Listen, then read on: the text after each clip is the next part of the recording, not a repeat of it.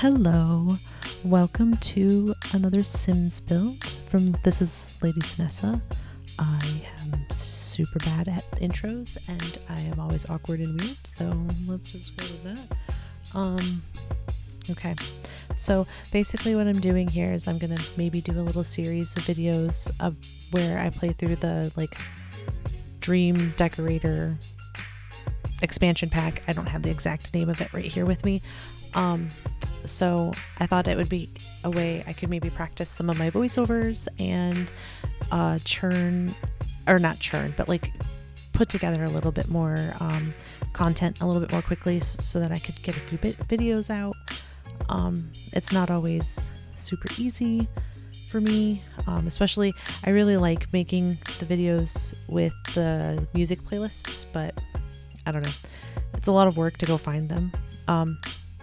But anyway, so this is the first job I've started the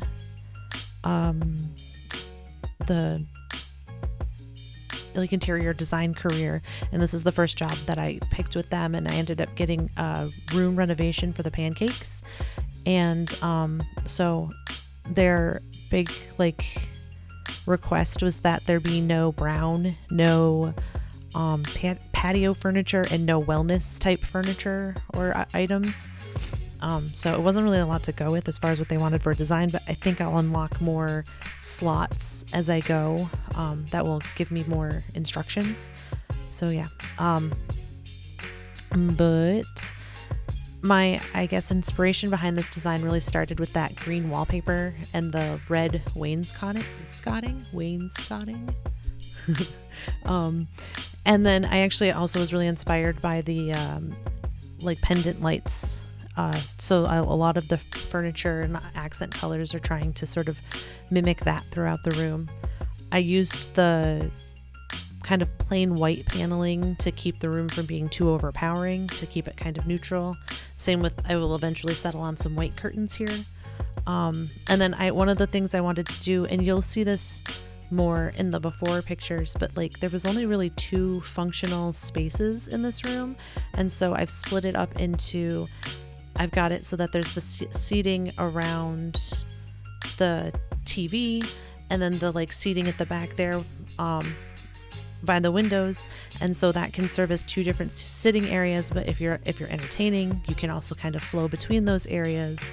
And then I added the desk and the chess table to give 2 more little functional areas off to the side.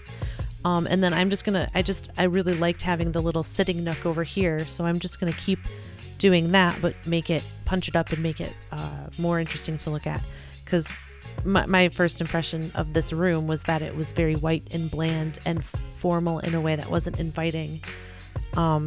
So, and then eventually I had to do, as part of how this works, you do you talk to the clients first, and then you go in and you do before pictures, and then you go into build buy mode and redo the room, and you have a budget. With this one, my budget was $7,000, but as I sold all the furniture in the room, that increased my budget, so I ended up having about $13,000 all told. And so after you redo the room, you go and you call the clients back to the space, and then you reveal it to them, and then they tell you whether or not they like it. And I picked the pancakes. I think I said that already, but their names are Bob and Eliza. Yeah, I personally think that the living room turned out really rad, and I would want to spend a lot of time there. And then Eliza seemed to agree with me. She walked all around, and she kept getting heart bubbles over her head, and she kept bursting into tears. She seemed to really enjoy it. But Bob was like, whatever. So I don't know. I guess he didn't really give me a lot to go on. It was mostly just don't put brown in here. So I did my best, Bob. Okay. Yeah. And then this living room does kind of feature the Blooming Rooms kit I used. That's part of why I used all the plants back here in this sitting area. And I also did I can't remember the name of it. It's Dream Decorator kit. And I also bought the country living kind of homesteading farm kit.